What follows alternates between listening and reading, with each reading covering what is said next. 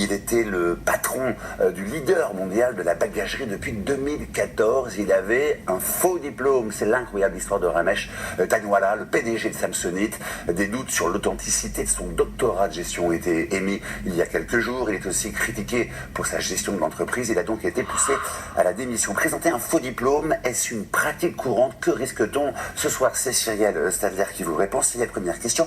Quels sont les cas les plus emblématiques? Eh bien, le dernier en date, Xavier, c'est celui du tout nouveau président du Conseil italien, Giuseppe Conte.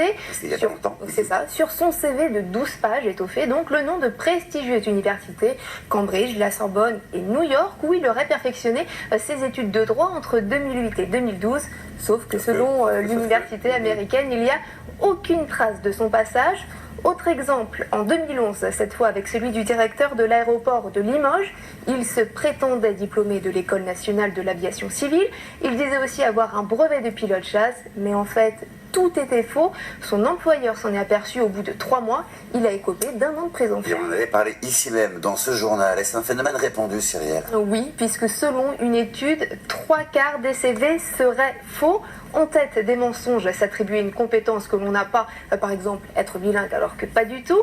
Autre constat alarmant, 1/3 des Français, 33% exactement, avouent avoir utilisé au moins une fois un faux diplôme pour sortir du lot. Ça fait du monde. Sur Internet, ce business est florissant.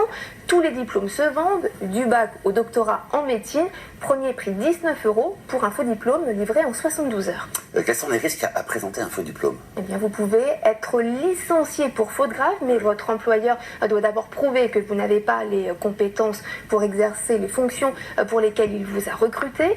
La justice peut également vous condamner, notamment si il est question d'une profession réglementée comme médecin, avocat, architecte ou encore expert comptable. Dans ce cas-là, vous pouvez être poursuivi pour faux et usage de faux et activité illégale. La peine peut aller alors jusqu'à 3 ans de prison et 45 000 € d'amende.